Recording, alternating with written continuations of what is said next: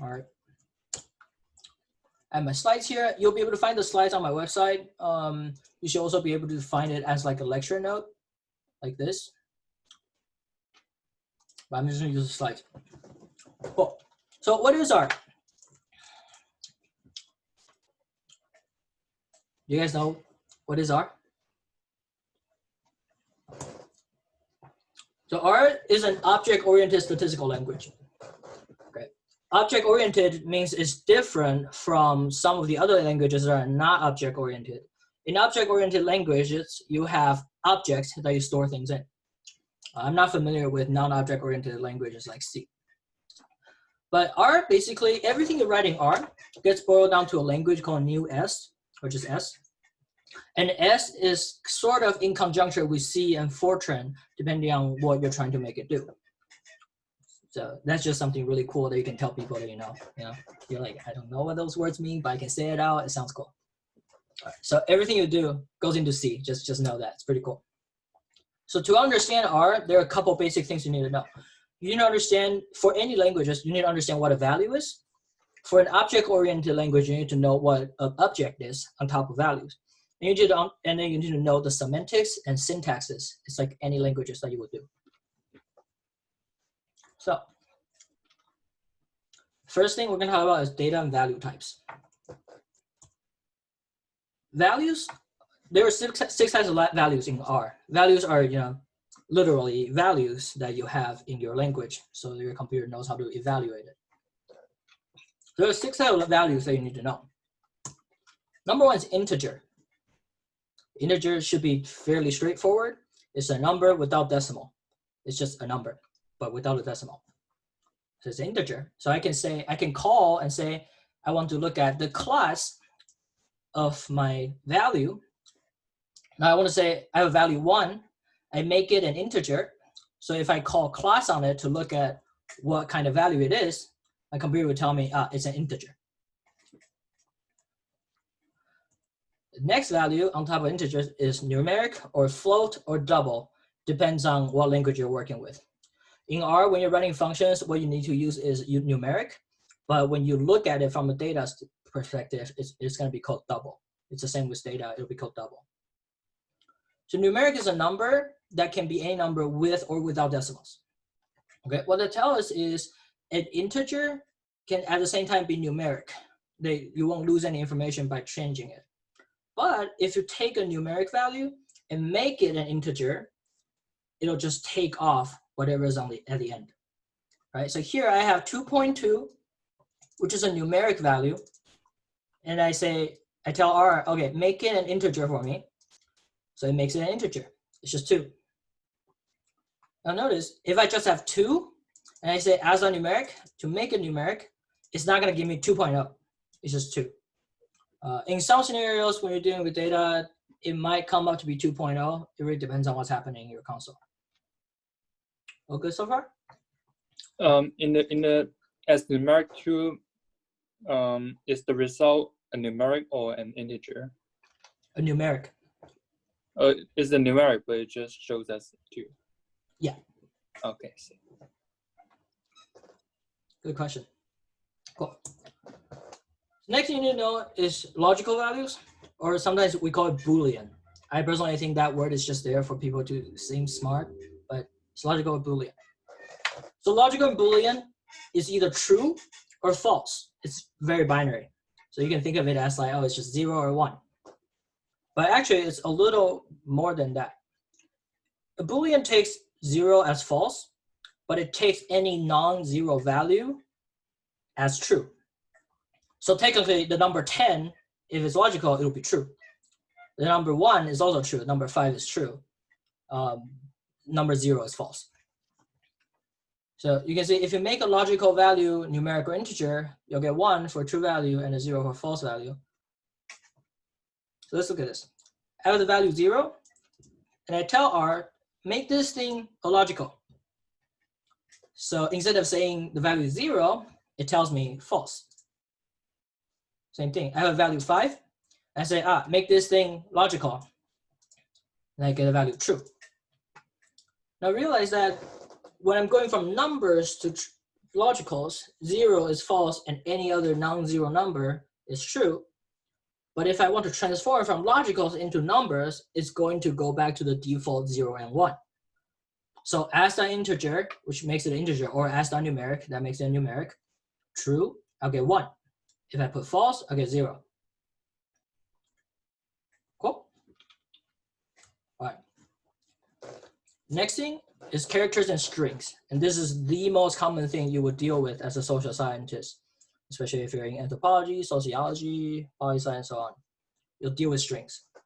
So strings are text. They're literally just text, characters. When you're writing a function, you have to do as.character instead of as.string. So you can create strings with double quote or single quote.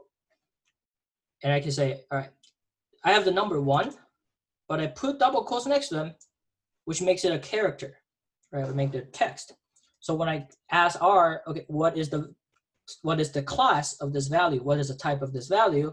It'll tell me, oh, it's a character instead of a number. But at the same time, if your character is a number, you can change it back into a number instead of being a text. So here you can see I have the value 1, and I tell R, can you make 1 as a character? And after it made it into a text, I say, now make it back to numeric again. So it does that, and I say, what is this thing's type? So I call it class on it, and I see numeric. Right, it's not text anymore, it's numeric, because I told R to make it numeric. All right. Number 5 and 6 are kind of special types of values. Number 5 is factors. Factors are strings that have orders on them. So do know that this means when you're looking at a factor, it has to have 2 or more values at the same time, which is being a vector. And we'll talk about vector when we talk about objects. So on factors, you're going to have a vector of things, a vector of values, and you can give it an order so it knows how to order these texts. By default, it would do alphabetical, but you can change it based on what you like. So you can make a factor that has your favorite ice cream flavor down to the least favorite ice cream flavor. Now in R 4.0.1, which if you just installed R from my website, use the links I gave you, you'll get 4.0.1. My personal computer has 3.6.1, but they're pretty much the same thing. One major change is string as factors is not true in 4.0.1. That means if I just put in like a vector of strings in my computer in 3.6.1, it'll be by default treated as a factor variable. But in your version, if you have 4.0.1, by default, your string will be treated as just strings, a vector without ordering. So that will become an important thing to realize when you're doing plotting, when you're actually graphing things. Okay, so here I have a vector of 3 names, Willie, Caroline, and Isla. So now, by my computer, this is already a factor, but in your computer, it wouldn't be. So I can say, make this thing a factor with the factor function. Make names a factor, and this string vector needs to have the levels, Isla, Willie, and Caroline, right? Okay, if I didn't order it this way and just make it a factor, what would the levels be? Tatiana. Okay, so yeah. Oh man, I got the 4.0. Okay, but before it was always like alphabetical order. Okay, so the levels should be. Oh, you want me to tell you exactly how it would be? Oh, in alphabetical. Ayla, Caroline, and Willie. Right. Okay. So normally sorry, it would be. I'm so sorry. I didn't understand. But sorry. Oh no, you're fine. You're fine. So by default, it should give me Isla, Caroline, Willie because it's by alphabetical order, right? But because I said to R, I need it in this exact order.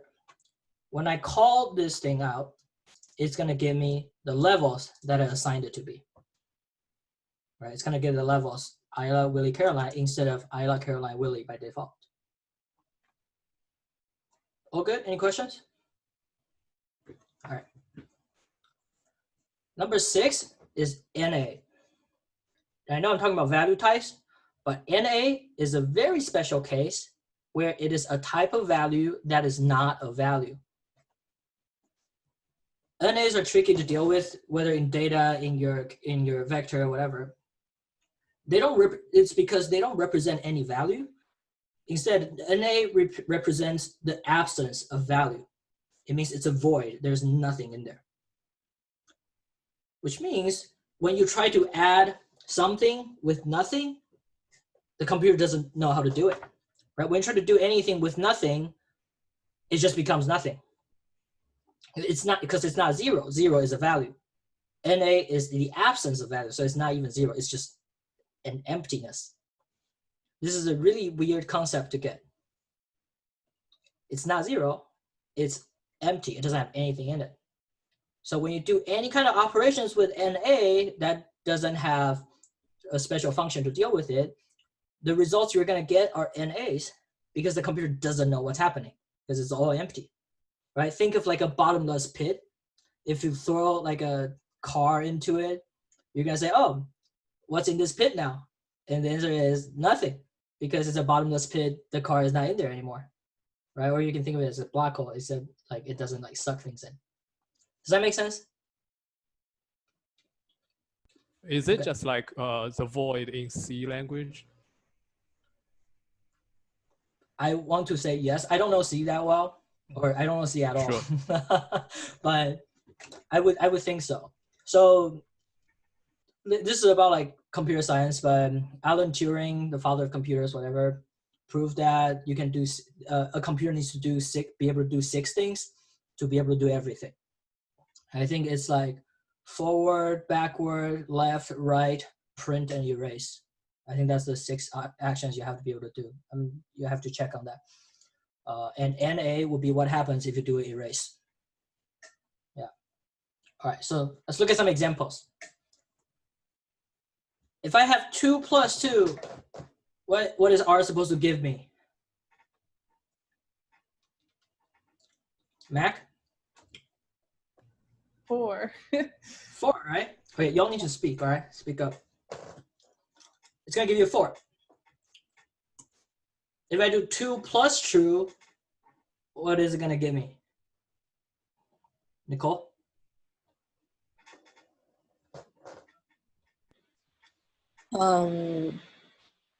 Is it gonna give you an A? Okay, how many of you think it's gonna be NA?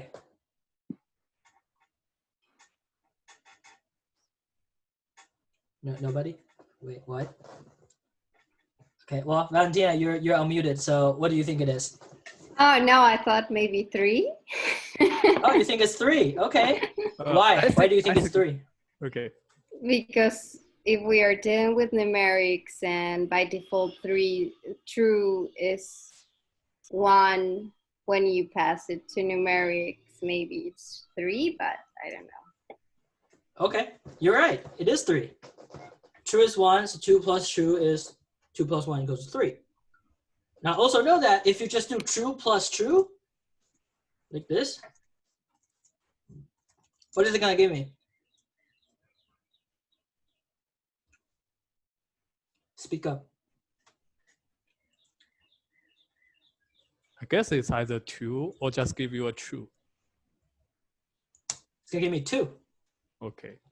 right? You can't add logicals because logicals are binary, all right? It's true or false.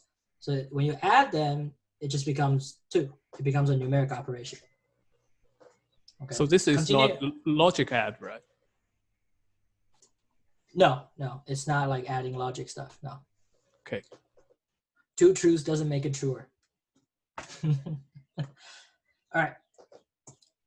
I thought it would What be if a I false. say, what? 2 truths I would thought be it a would false? be a false. Like No, 1 this plus is 1 not in a, binary is 0. this is not a 2 group. Why would it be false? Sorry guys, math stuff. All right. What if I ask R 2 equal to, which means I'm asking R, does 2 equal to? What should I get? True. True. Perfect. All right, continuing. So what if I have 2 plus NA?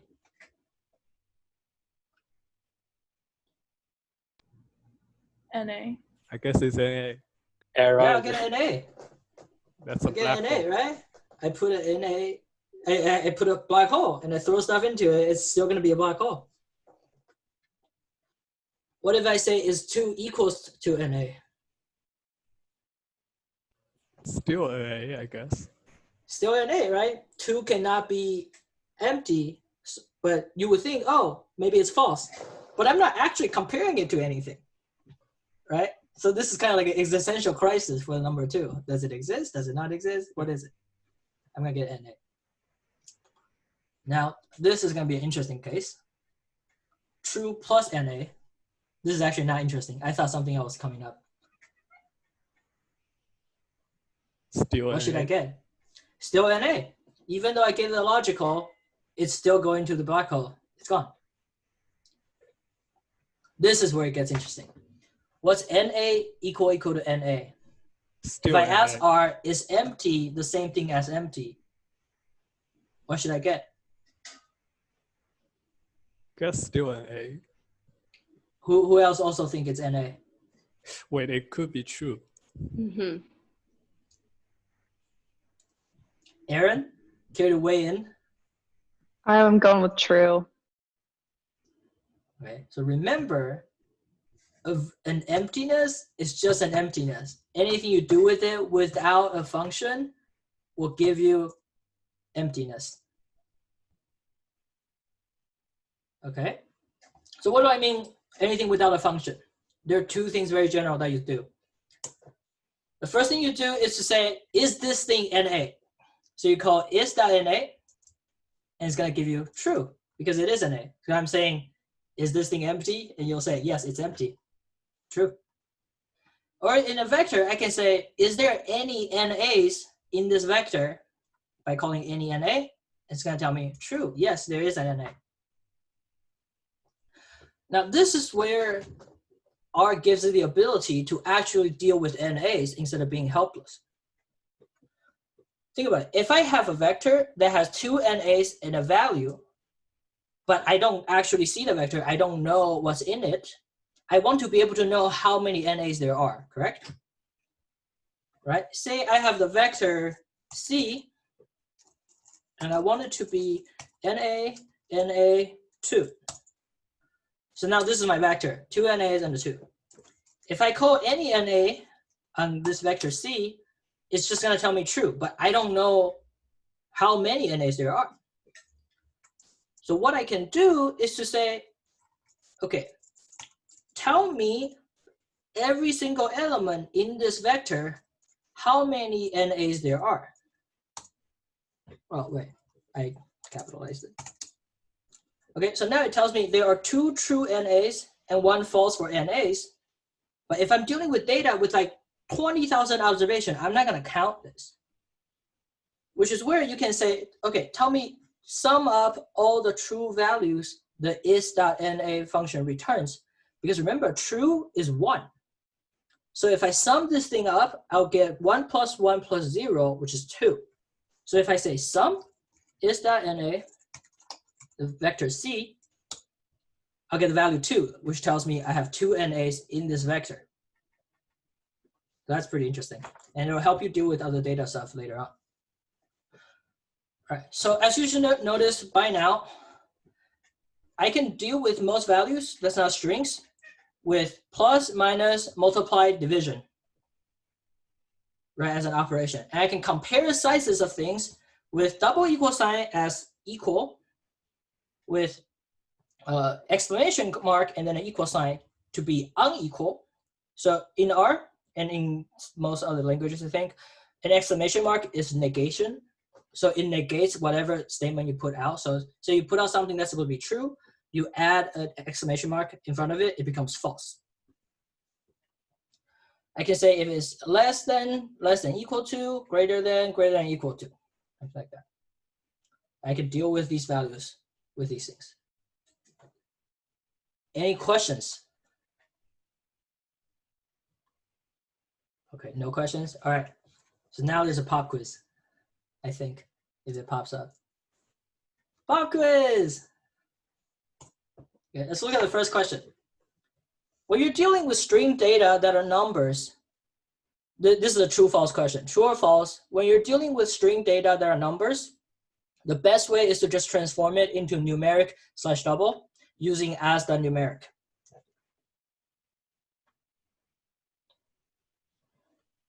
Actually, let's make this a true, false, uncertain. Give you some economics flavor. Is this statement true, false, or uncertain? What do you mean by best? Can the data also be integers? In which case, as integer Yeah. may be more appropriate. It can be integer, numeric, double. I'm just saying, Oh, is the best way to deal with string data that are numbers going into actually a number? Is that a good way to do it? No, I don't think so. It's uncertain, I guess. it depends on what you want to do. Yeah, what we want to do with the numbers. What do you guys think? What do other people think?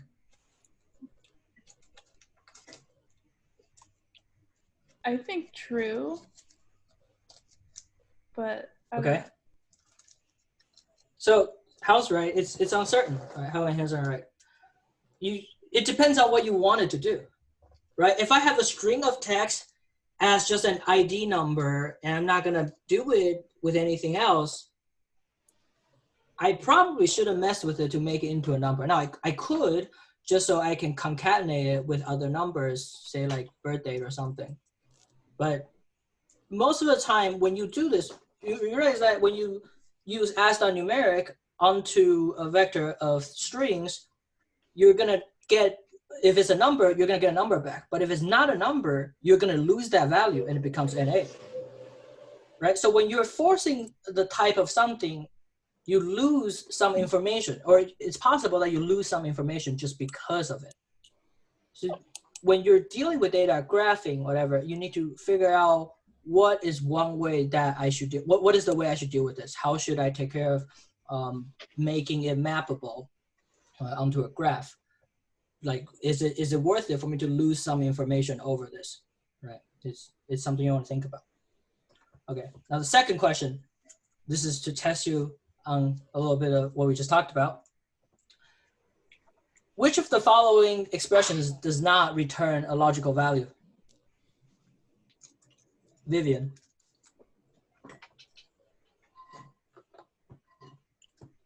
Still reading. Okay. Oh, does not. The last one. Okay. Do everybody agree, or do you think there's something else? Yeah. Valentina? I You were agree. frowning. I Okay. agree. So if I call is.na, I get true, right? Because it's it's an na. I say is.na is true. Now if I get true plus true, and I make it as.logical, what should I get out of it? True. I should get true, right? Because true Yeah. plus true is 2, True. and make 2 a logical, you'll get true. If I say is true equals to true, then obviously it's true. If I do true plus false, it makes it 1, because it's 1 plus 0, right? It's not like they cancel out or anything. They're qualitative in a sense. Cool, everybody did very well. So now we're done with values. Let's talk about objects.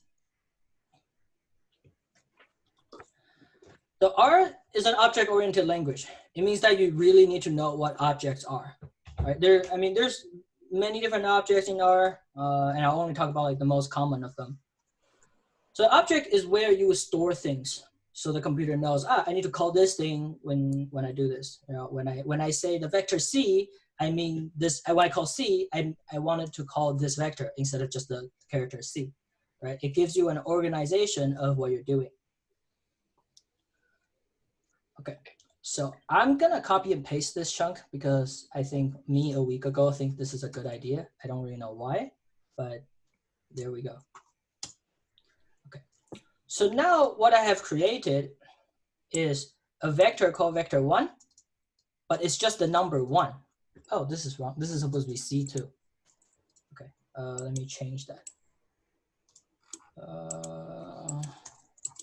Okay.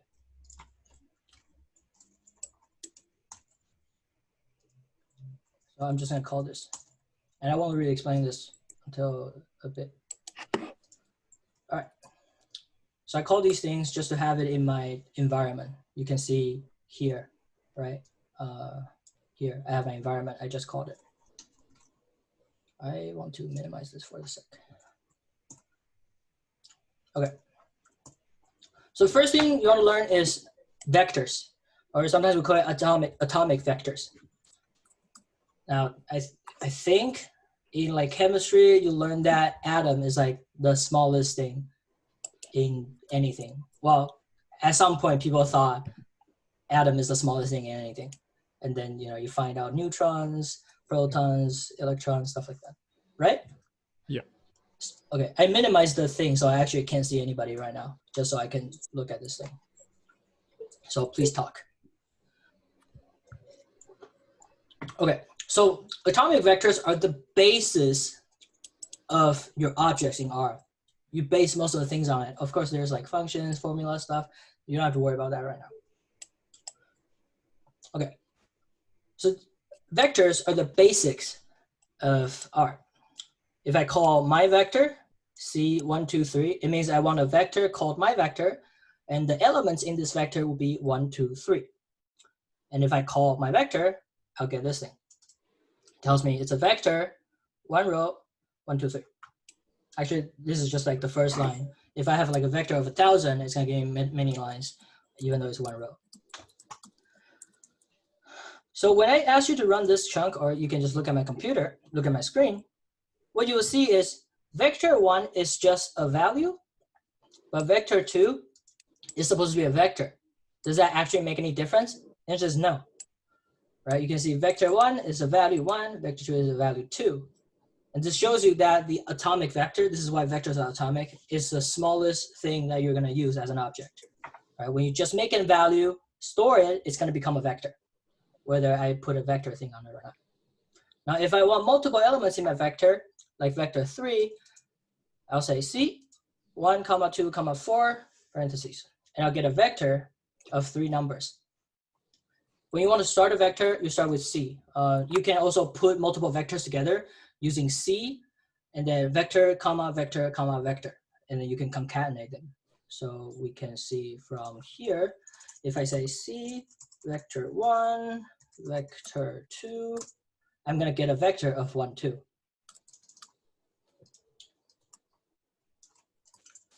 Cool.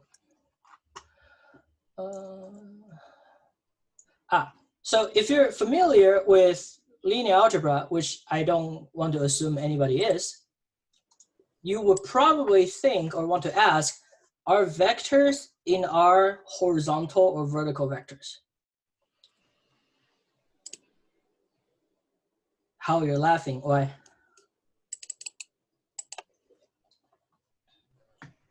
I'm thinking about like in C we have something like some data structure like that, but there's no actually like row or column for that. It's like they are linking the elements. Yeah.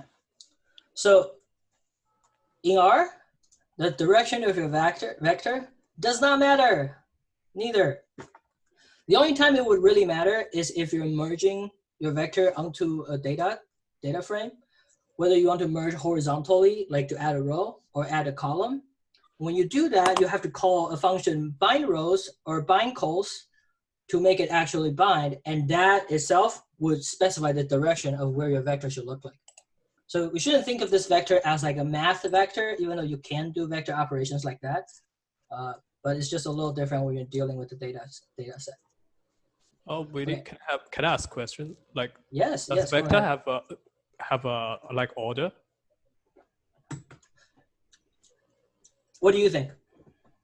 I think in our example of string, it orders the character, like order the words with alphabet order, right? Mm-hmm. So I guess right. it will order the number, or maybe in the same way. Now remember when we were having ordering, that's in factors, Yeah. right? So if I just have a numeric vector, yes, you can order it, but it doesn't come with an order, right? R has to read its value to tell you what order it is. Does that make sense? Yeah, but I think in your string example, R ordered like it like automatically ordered the strings, right? That's only because in my R, factors, strings in my version of R, strings are by default factors. I see. So it's by default ordered, right? But in 4.0.1, strings are not by default factors. So it's not by default ordered, right? And you can call functions like order, you can use arrange when you're doing data set to order these vectors. All right. To give you some general no problem. To give you some general tips on creating a vector, there are usually you only need these three methods to create a vector automatically instead of having to type it out. The first one is to say, I want a vector from a number to another number, and you use a colon in between. So I say 1 colon 10, it means I want a vector of number 1 through 10. So it gives me 1, 2, 3, 4, 5, 6, 7, 8, 9, 10. Now, if I want a sequence of numbers, I want a vector, but I don't want it to be adding by 1, I want to be adding by other numbers, I can call sequence the start of my vector, the end of my vector, and what the gap should be. So when I call 1, 10, 2 in a sequence, I get 1, add 2 is 3, 5, 7, 9. Now, if I add another 2, I get to 11, which is outside of my end. So it's not going to do that. It's just going to give me 5 numbers.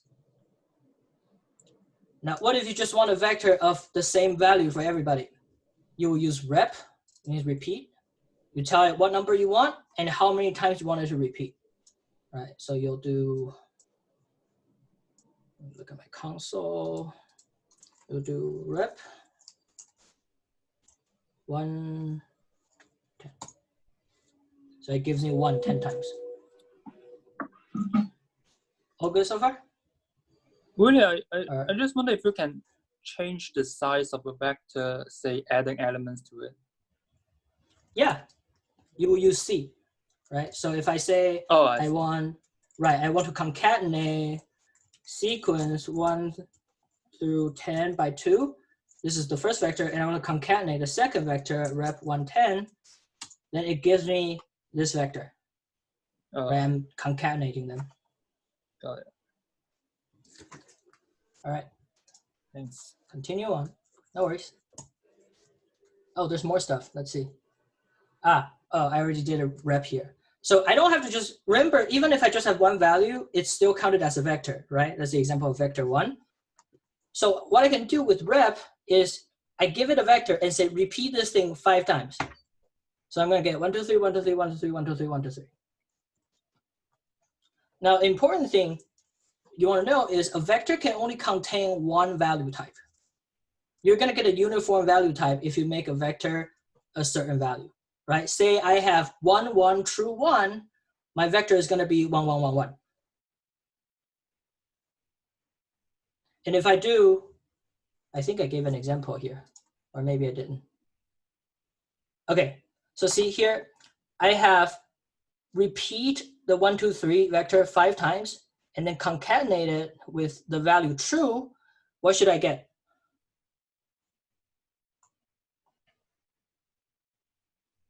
How? I can't hear you. You're muted. I think you will get an additional 1 after the like string we have above there. Exactly. So I get this exact thing here, but add a 1 to it. What if I say I want to repeat this vector 5 times, but instead of with the logical value true, I want to concatenate it with a character value true? What would I get?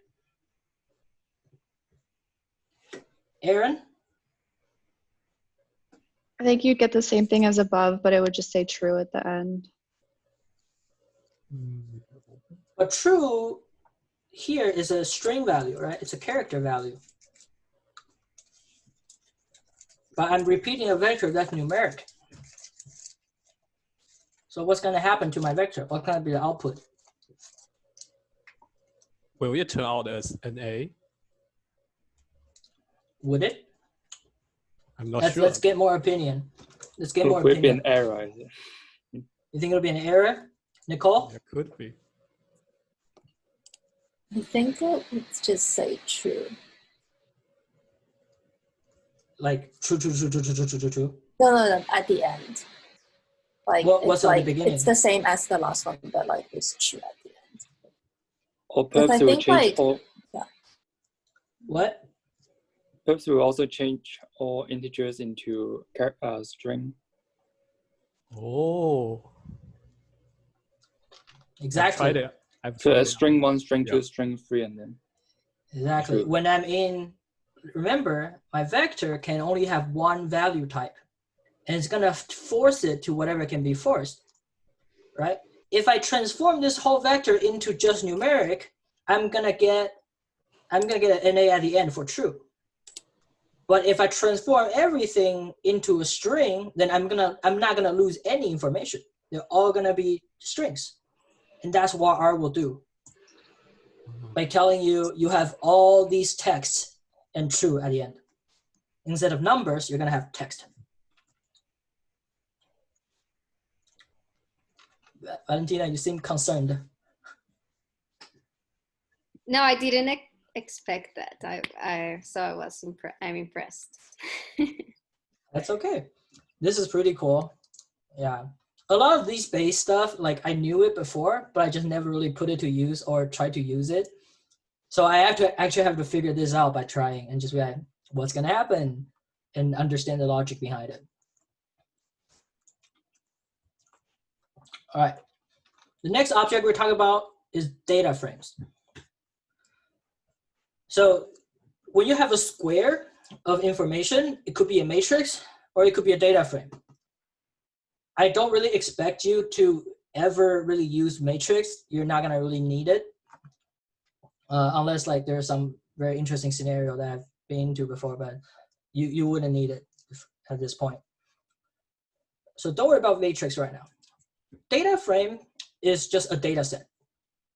It's like when you open Excel, you have columns of data and rows of it.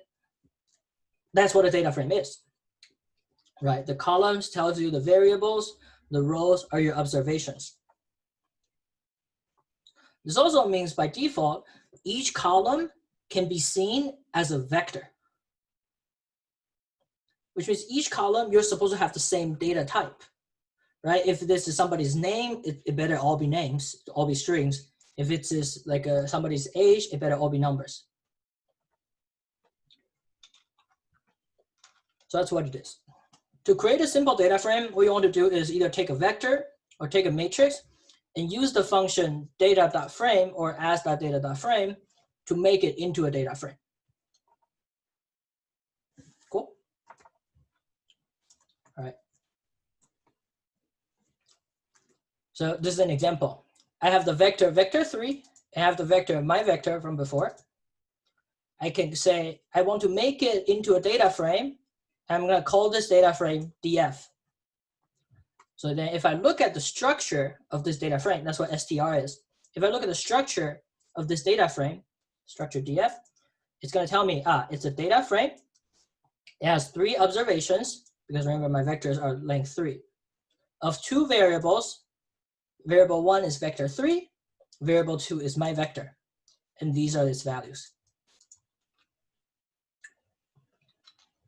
And like I said, when I talked about vectors, to add a vector into a data frame, you can use bind cols or bind rows to add to it.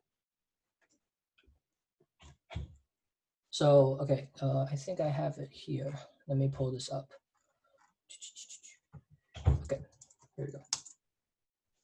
My vector is not found. Where's my vector? My vector. Okay. So if I just look at this data frame, it's going to look like an Excel sheet. Right? I say, all right, tell me what it looks like. This is observation 1, observation 2, observation 3, and I have vector 3 and my vector. right? And I can add another vector, say, remember we have a vector C, NA, NA2. I can concatenate it to another column, just call it C. We can say bind cols, so bind columns, the data frame df, and the vector C.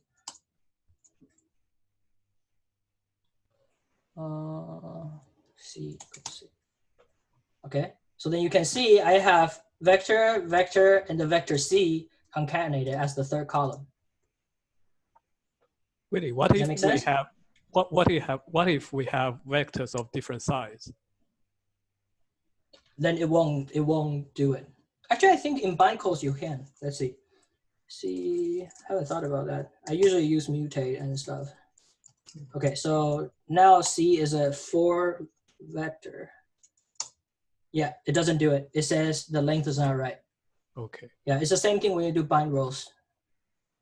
Good question, Hao. Can you explain why you wrote C equals C? Yes, okay. I guess that's confusing on my part.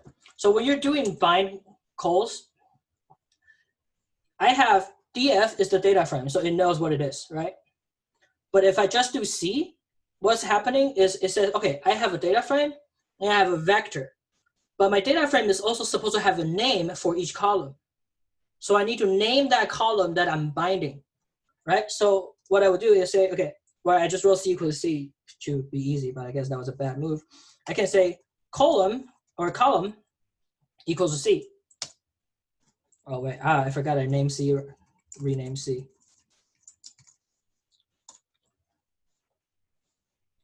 I'll make sure when you're creating a vector, add a C at the beginning, so you're concatenating things. Okay. Okay, so if I run this, I'm gonna get a data frame that says my vector 3, my vector, and column. And the column that's called column is gonna be the vector C. Cool? Okay, and also remember that, really? Yes. How do you add a row to a data frame if each vector may have different data type? You have to make them the same on that vector and then do bind rows. No, I mean, Right, so suppose column 1 is a string and column 2 is an integer. How do you add a new row to it? Because you can't have string and integer in the same vector, right?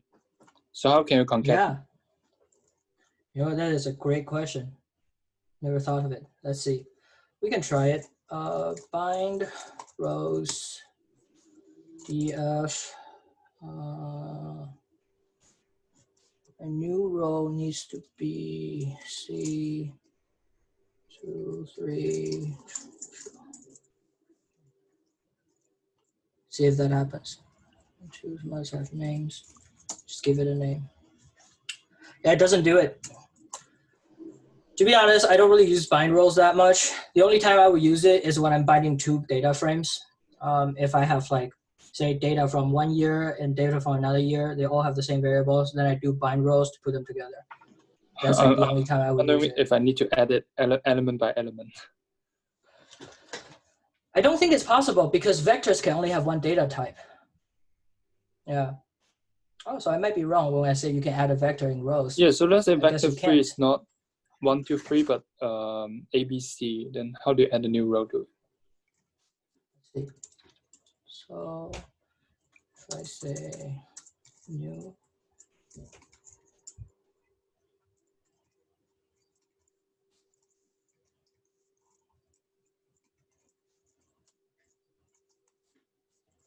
Okay, so how do I add to this? Actually, I really don't think you can because you can't have a vector with different data types. Let's see. Bind. Okay, so my bad.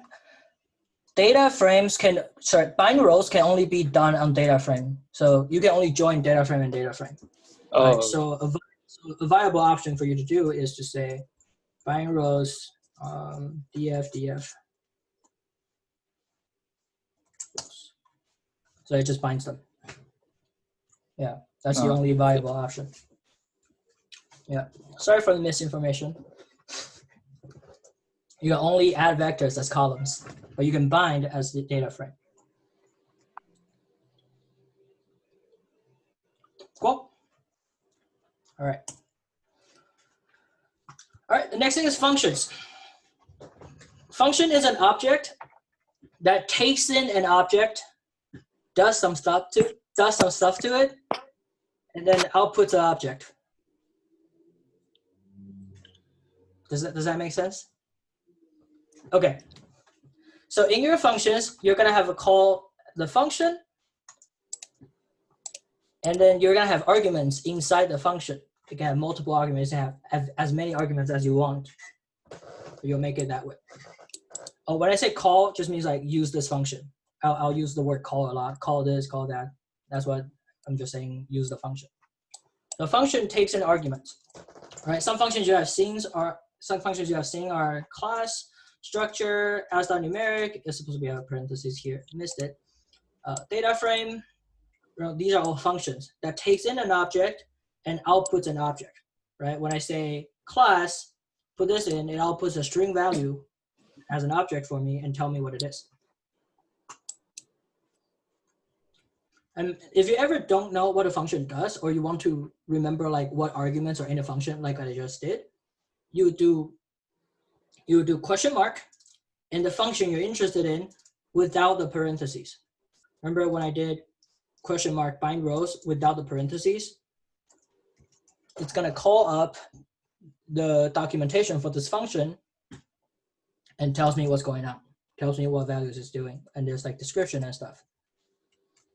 So we won't spend time really talking about functions that much or during the workshops, because you wouldn't really need it when you're just doing basic graphing.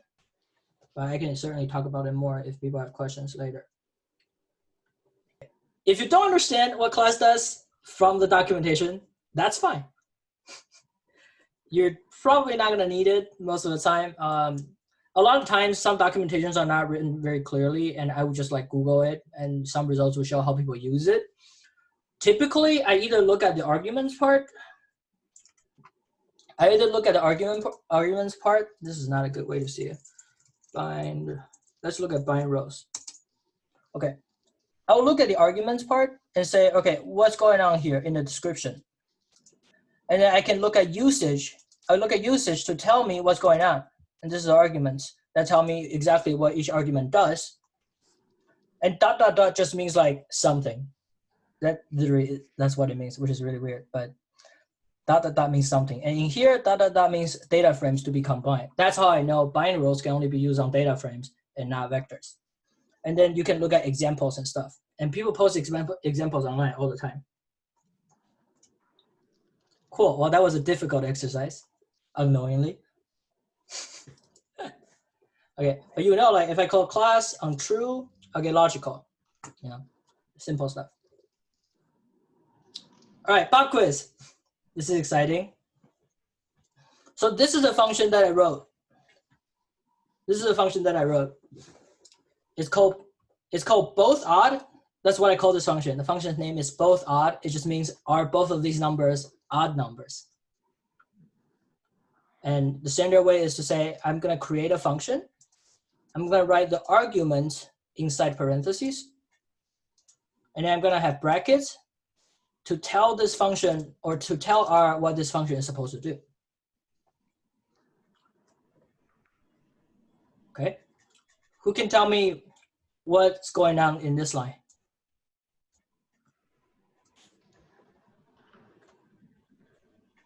It's like you are checking whether number 1 is an odd or an even number. How am I doing that? How exactly? Describe this process to me. It's like divided by 2 and see if it's a new, if it's 5, then divided by 2, that should give us 2.5, and compare it with s integer of 2.5. So that will give you 2. So 2 doesn't equal to 2.5. So that will give us false for number 1, for 0, 1, I guess. Exactly. And it's the same way with the number 2. And then I don't actually know if this is right. I wrote this function in like 30 seconds, so I didn't really think much about this. But this thing is saying the value of whether O1 equals to O2 is going to be in results. I think this is right. No, this is not right. I think you should use logic AND or something like that. Yeah, but I haven't talked about AND yet, so I didn't want to put it in there. Okay. So what's going to happen is I'll put two numbers in. And when you have an argument equals something, that means that's the default value for that argument. When you just have an argument, that means there is no default value. So you need to actually put in a value. Okay. So if I call the function both are 2, 1, what I'm going to get is 2 and 1 as the first and second number. I'm going to get here where I'm going to get the value true, right? Because 2 divided by 2 is 1. As integer, it's still 1. And this is 1. So 1 equals 1. I'm going to get true in O1. On the other hand, I'm going to get false in O2. And my result is O1 equal to O2, which means is O1 equals O2. Now O1 is true, O2 is false. So this value is going to be false. And false is going to be storing results. So this function is going to give me the value false when I call it. So when I call both odd 2, 1, I should get false. Does that make sense? I have a question. Yes. Does it tolerate wrong type of input? Like I sorry, let me see. Say put a string into number. Can they still divide it by 2 and tell me whether it's an odd number? What do you think?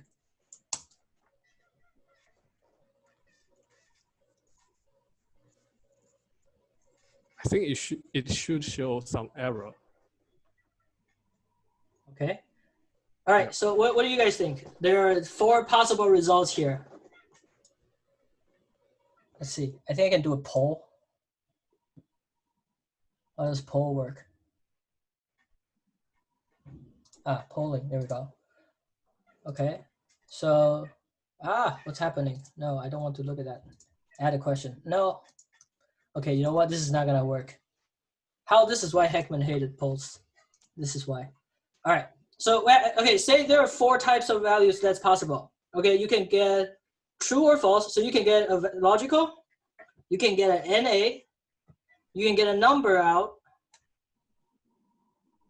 What do you, so I guess 3 types of value. What do you think is gonna happen? How many of you think you're gonna get NA? How many of you think you're gonna get true, false? Is there an option of error? Oh, error too. So I guess the 4th type is error. How many of you think you're gonna get a number? How many of you think it's gonna be an error? I guess it'd be true, right? All right, let's see what happens. Actually, I have a vague idea. I'm not exactly sure. It's gonna give you an error. Nice.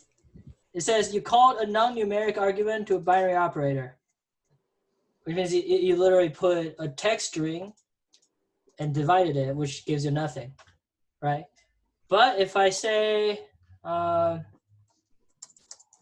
as non-numeric true, or even if I just say true, I think this will work. I'm gonna get a value because true is 1, right? If I do false, I'm gonna get true because false is 0, and 0 by this definition is an even number. Good question, Hal. Okay, so now the other one, both odd 1. If I just call this, is it gonna work?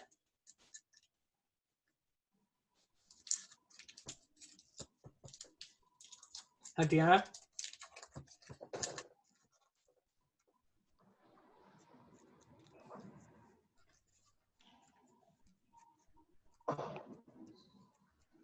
Sorry, did you say someone's name?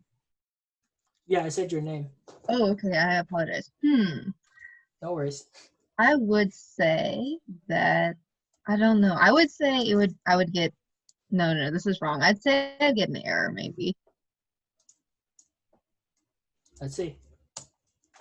You got an error. Why is that? Well, don't you need 2? Like, isn't it gonna stop unless you have 2 numbers?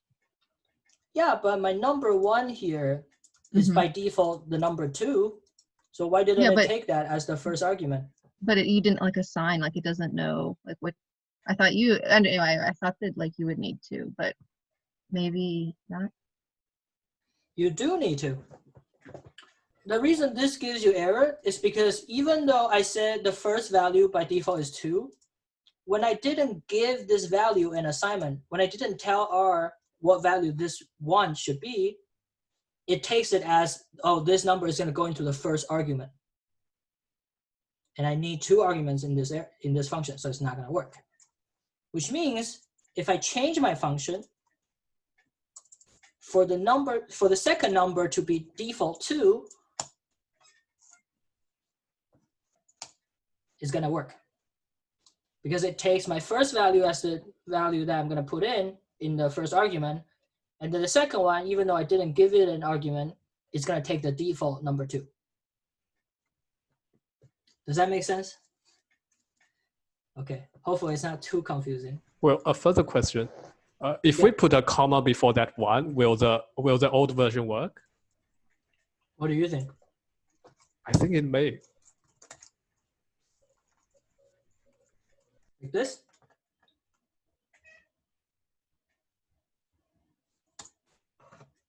Yes, it will work.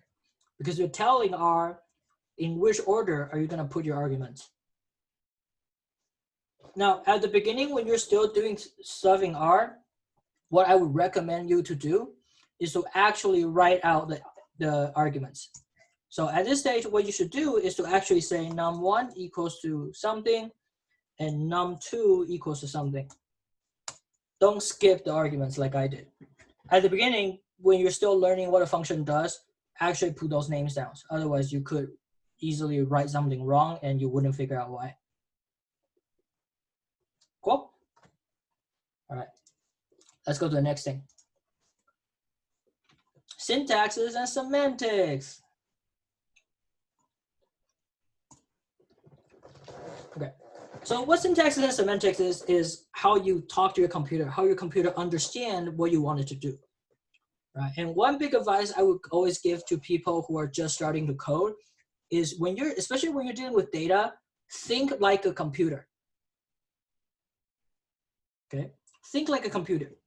Because sometimes what you think is normal, like what you think is sufficient to tell the computer is often not. Because when we talk to people, when we talk to people, you kind of have like implied meanings. Right? For example, if I want to know the time, I can look at Valentina and say, oh, do you have the time? If Valentina is a person, her response will be, yes, it's 11:26. But if Valentina is a computer, her response will be, yes. See the difference? Computer thinks different than people. Right? When we tell a computer something, it takes it literally in that thing. It doesn't imply anything further from it or infer anything further from it. Right? One of my favorite jokes is, so there's this thing called while loop. And I'm not gonna talk too much about it, but basically what it does is you tell R while a certain condition is fixed, or while a certain condition is correct, it continues to do that thing. So let me add a chunk here. Okay, so it will look like it. So say I have X is 1. And I'm gonna write a while loop and say while X is less than or equal to 10, I want X to be X plus 1. So if X is a number less than 10, I want it to add 1, and then I'll get a new X. Right? So what's gonna happen when I run this code?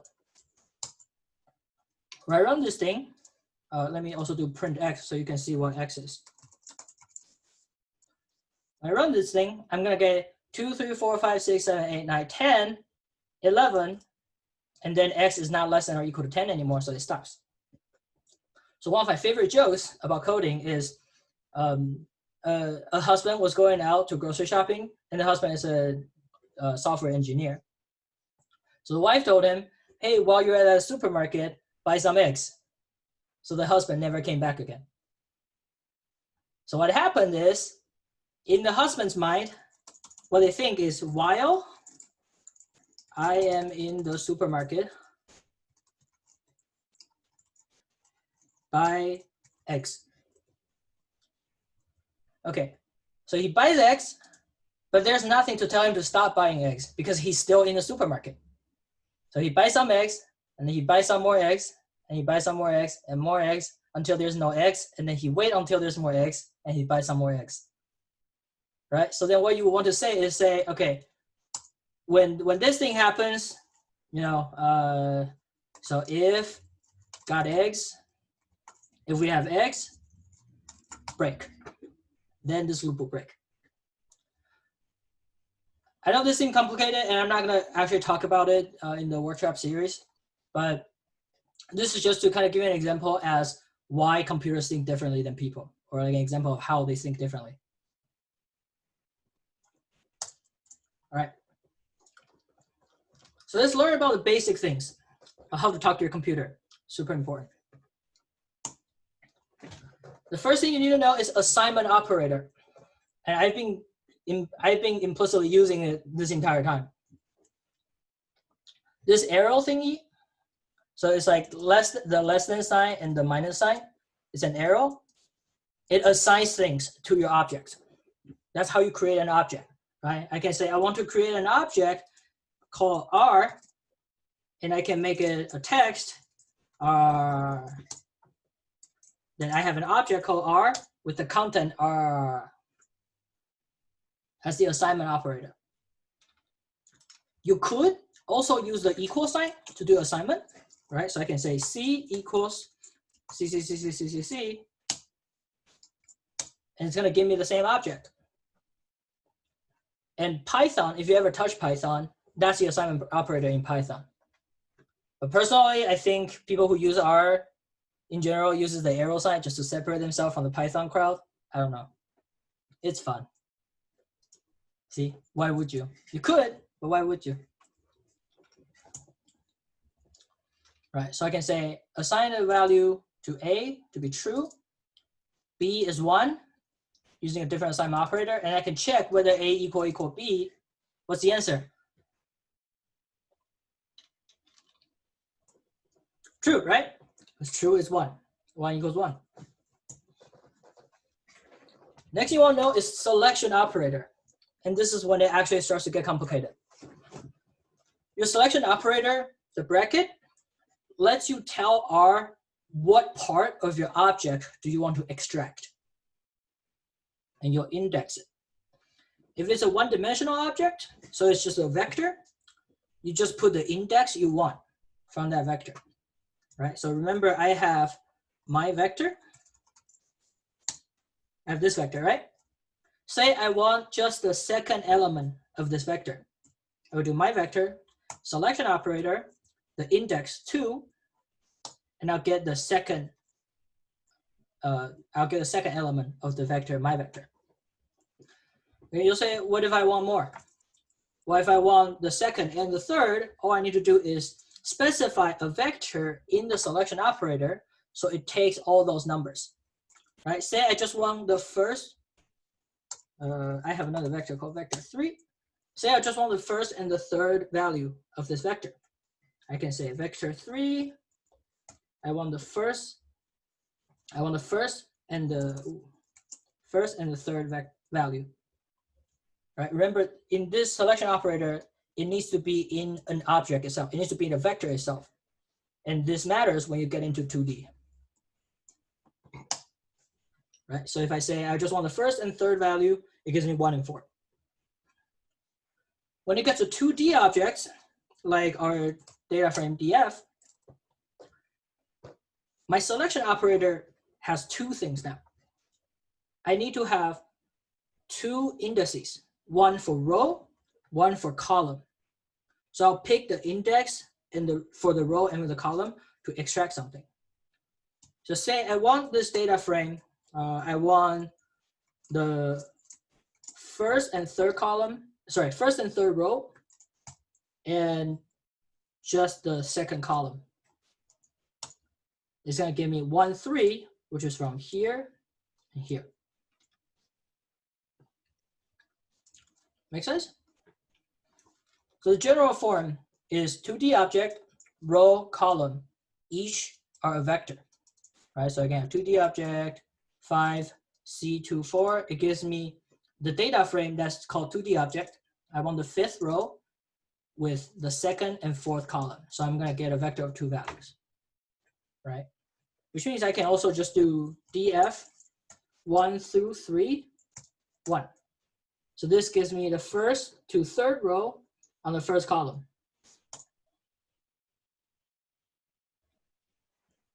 Cool. Any questions? All right. So say I have a data frame called data. And right now data looks like this. I have 3 columns. The column 1 is just a number, 1, 2, and NA. Number 2 is the field, economics, NA, and anthropology. Number 3 is the name of people. So if I say I want data from C23, which is the 2nd and 3rd row, and from the columns true, false, true, it means I want the 1st column. I do not want the 2nd column. I do want the 3rd column. So this is equivalent to writing data C23, comma, C13. Then I'll get what I wanted, right? From the 2nd and 3rd row in the 1st column, 2 and NA comes down here. And from the 3rd column, Grace and Christy come down here. All good? All right. I can look at this. If I call this thing, what's going to happen? You see how earlier when we did this, it gives me a vector. But now I'm selecting I'm actually selecting a 2D object out of a 2D object instead of just a vector out of a 2D object. I'm going to get back a data frame still. This is really important when you're extracting data. You need to make sure that what you're extracting is actually going to become the type that you wanted to extract. Because sometimes you can extract out to a vector and you didn't know it, and something bad's going to happen. Well, not something bad, just like you're just going to get an error and you're going to bang your head out and not know what's going on. Cool? All right.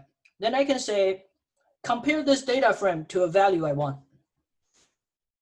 I'm going to get back a data frame. And it's going to tell me which part of this data frame equals to this value, which is only this one, which part doesn't, which are all the false, in which part do I have NAs in this data frame.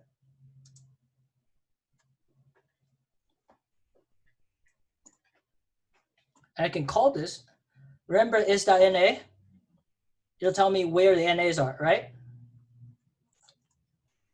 It's going to give you a matrix.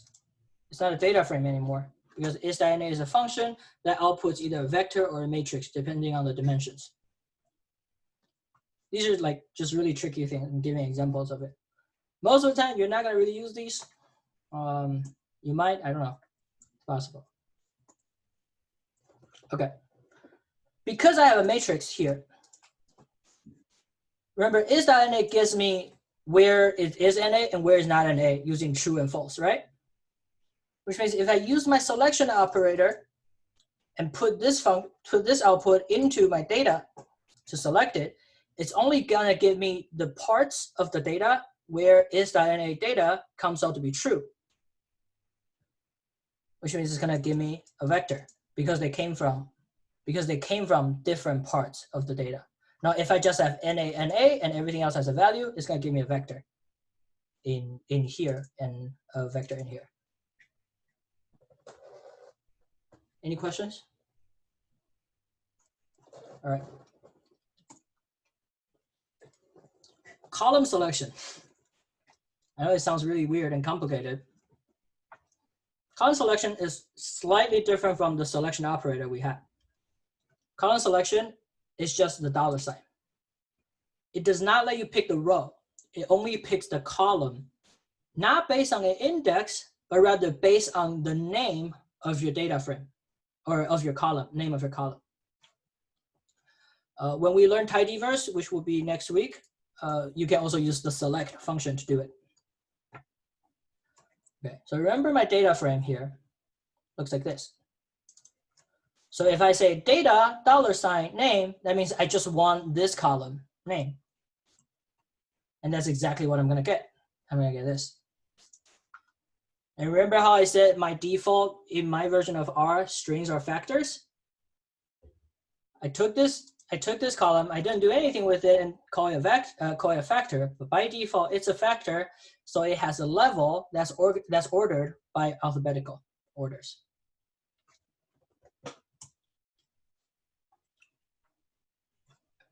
Good so far? Okay. Now we're going to talk about and or. We have a lot of logical stuff, right? But all those are kind of standalone. What if I want to test multiple things at once? I use and or. And is just this and sign. And or is this like straight line vertical sign. It's below delete on your keyboard, like this thing. If you press shift and then this thing, you get the or. So if you use and, both things have to be true for the and condition to come out to be true. If you use or, only one thing needs to be true. And this is where logic gets more complicated and you have to parse it out. Okay. So if I say 2 less than 4 and 4 less than 4, what's going to happen? What's the output I'm going to get here?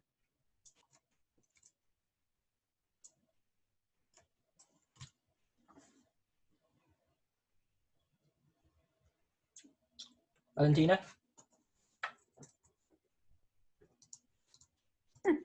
No, I don't know. Okay.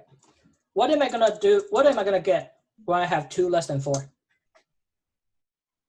I'm going to get true, right? Mm-hmm.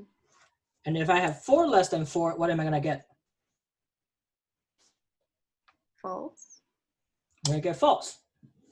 So if my condition is 2 less than 4 and 4 less than 4, it means I have true and false, which means my output is going to be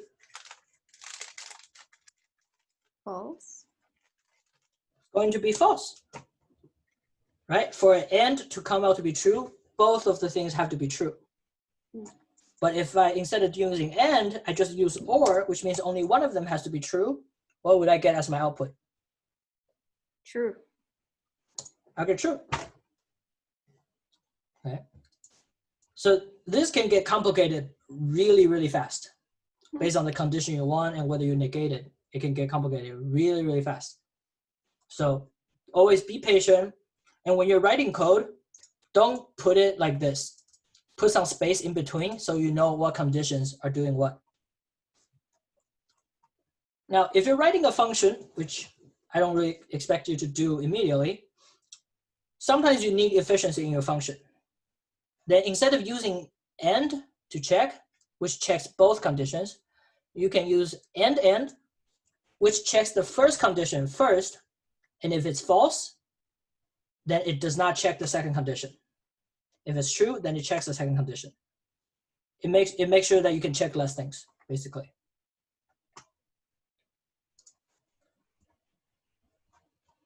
So this is a complicated example. So remember, I have 2 less than 4 and 4 less than 4, which this should give me what? Tatiana? Before, as what Valentina said, false, right? Yep, this is going to be false. Mm-hmm. And this So is the going first to be, part's false, and then we have sorry. and this part is going to be true, right? So now I have the first part or the second part, which means I get false or true. What's my output going to be?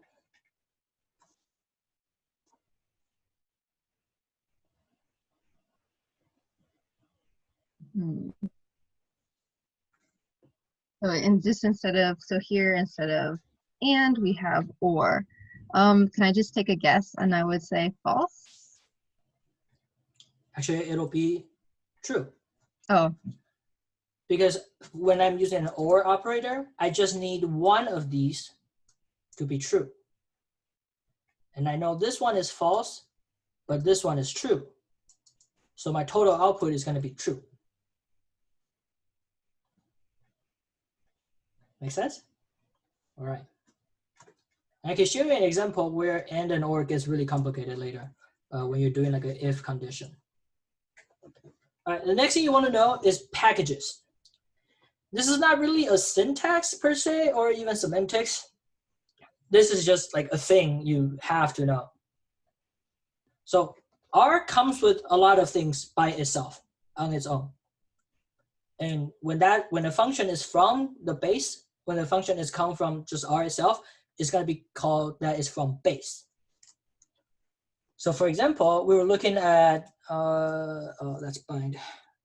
We were looking at class. Here it tells you, can you guys see what I'm highlighting here? No? Okay, so this thing says class base. It means the class function is from the base R package. It didn't require anything to be added on.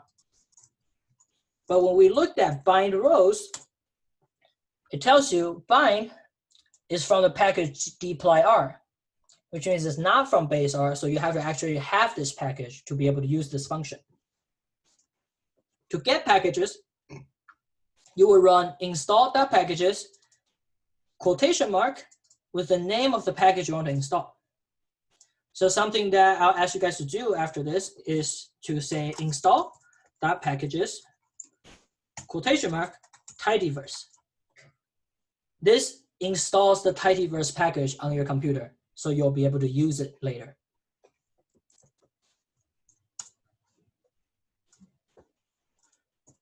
After you install a package, it's still just on your computer. R doesn't use it yet. In every time you start R, it's called a session. Every time you start an R session, like what I have here right now, you need to reload the packages that you want to use. To load packages, you can either use library or you can use require. I personally like using require more because if it's already loaded, it doesn't do anything. So it's like more efficient when you're running chunks. Right? So for example, if I want to load the package tidyverse, which I already have, I'll say require tidyverse. And see, it doesn't do anything because my tidyverse is already loaded. But say I want to load the package mass. I don't think it's loaded, so this will work. Then it says, it's loading mass, attaching this package, blah, blah, blah. What happens? Okay. Now, the third thing you want to learn is direct calls. And this is something that a lot of people will ignore because you're not usually affected by it. But when you're affected by it, you would not understand why you were affected by it. So sometimes when you're loading packages, what would happen is two packages have the same name. Two packages have functions that have the same name. So when you call that function, the R would call the latest function that is loaded. For example, here mask says the following object is masked from package dplyr, and it's the function select. So dplyr, which is in tidyverse, has a select function. But when I loaded mask also has a select function that does a different thing than the tidyverse select. So when I call select now, it's going to be from mask and not from dplyr, which means if I'm trying to use the select from dplyr and I don't use a direct call, I wouldn't know what's happening. I would just be like, why is it not doing what it's supposed to? And that is actually a very common coding error for some people when they're using multiple packages to do a project. They just would not understand what is happening. And it's very frustrating. So when your function doesn't write correctly, the first thing I would say to try is to use a direct call. How do you use direct call? You use double colon. You list the package name that you want the function to be from. You use double colon. and write the function you want. And I think you can call it this way. Say right now, because I loaded mass, I go, all right, look at select. And it's gonna tell me that I have select from dplyr and select from mass. But if I say dplyr, direct call, select, it's gonna take me straight to dplyr. Right? And if I want to just look at select from mass, I can direct call select from mass.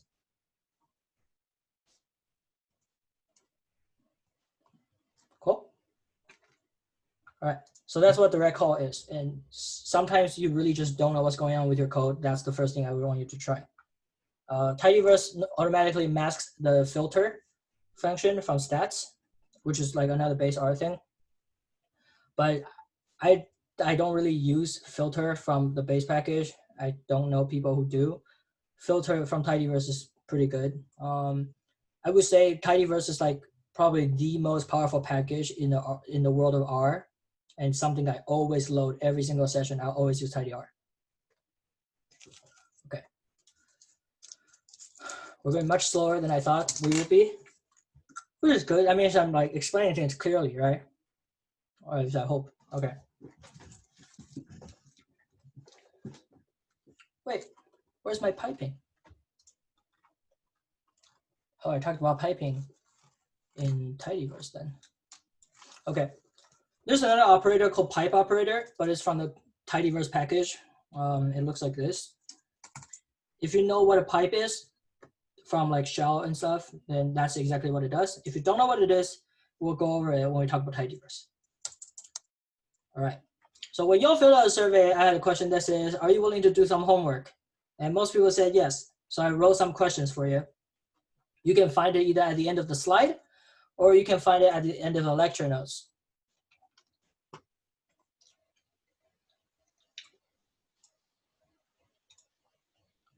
So for all the workshops, I have slides and lecture notes. So if you click on lecture notes, it's like the same thing, but it's laid out straight. And then try yourself, you're gonna have the homework problem. It's the same with the slides. Try yourself, you have homeworks. Practice problem 1, 2, and more practice problems. Okay, so I know we went over a lot of stuff today. Is it too overwhelming, or is it okay? Like, just takes time to think. All right, so I'd say use the weekend or the next couple of days, whatever. Spend some time going over the lecture notes I wrote or the slides if you want, and then do these problems. These problems are designed to test very specific things step by step from what you have learned today. And if you can do all these problems without problem, it's gonna take some time to think through them, actually do them. But once you do so, then you'll actually be good at doing this thing. Does that make sense? Cool. And one thing I would recommend is if you want to get the most out of this workshop, is to have a data set of your own, or you can use a data set I've provided, and do some sort of graphing project. Make a graph, tell a story, do whatever you want, but make something, really test out your ability in R as you learn. That's the fastest way to learn, right? I didn't get good at R until I started working on a project just for fun. I literally did it just for fun. I can show you. The project looks like this. So I made a scheduling system in R that can schedule people for my job, for my old job. It gives you a weekly schedule, and it gives you schedules by people's names. I can click on different people to see their schedule. I spent about like 72 hours on this project alone, but it gave me a lot of experiences in using tidyverse, manipulating data frame, and sampling stuff. So work on some projects so you can actually learn from this workshop. Do these homework problems. They're not easy by any means, but you'll actually learn a lot from it to be able to do these things. And try to make your code as efficient as possible. All right. I need to leave in a couple minutes, but do you guys have any questions right now? No questions? this is not like your Chicago lecture where you just stay quiet. If you have any questions, you should ask so you can actually learn from it. Do we have to hand in the homework? I guess not. No. Do it yourself. And if you need to, I can write the answer as well. I just haven't had time to do so yet. Thanks. But yeah. At some point, I want to spend some time to talk about coding philosophy. Based on our progress today, I don't think I will have enough time to even go through what I had planned. But we will see what happens next week. Maybe it'll be better. But one thing I definitely want to say is when you're coding, make sure you write your code very clear and separate them out. Right? Do them line by line. Now, right now, the codes you have seen that I've written, don't really have the problem with like separating lines and stuff. But at some point, you're gonna have to start to separate lines because your functions or whatever you're doing becomes a lot more complicated. For example, let's see if I have that thing loaded. Okay, so this is from my own research. I load a bunch of packages so I can do what I want. And then I load the data set I want. And then I say, all right, I want to call a new data set, data. And I go from my data, ACS, and I pipe it and do a bunch of different functions and operations. This is all one object. I do all this stuff, and it gives me a data frame, data, and then I output it as DTA. You have to write things very clearly so you know what line you're changing and what's not going well. Then you can like change those things and comment them out. Oh, I forgot to say comments. If you're ever don't want a line of code to be evaluated, put a hashtag in front of it, and it comments out your code. That code would not run. Right? So what were we doing? What is R? Okay. Say I have these two functions. Right now I have these two functions, right? And it gives me two values. If I put a hashtag in front of it, it gets commented out, then that doesn't run. That doesn't run. It only runs the second function that's not commented out. Some shortcuts you can use to create a chunk in Markdown or Notebook. To create a chunk like this, I'm not quite sure what the shortcut is for Windows. For Mac, you want to use Command Option I. So if you use Command Option and I, press it together, you get a new chunk. To run a code as just one line, to just run one line of code, you will use Command Enter, or for Windows, it'll be Control Enter. It runs just that line, right? It runs just that line. If I want to run my entire chunk, you would do, for Mac, Command Shift Enter. For Windows, Control Shift Enter. So it runs the entire thing. All good? All right, cool. Well, thank you for coming to my TED Talk. All right, do these problems. If you have any questions when you're trying to do the homework problem or going through the lecture notes, shoot me a message and I'll be able to answer it. And if there's no problem, I'll see you next Monday. Thank you. All right. Thank you. How do I end this recording? Thank you, Willie. No worries. Thank you.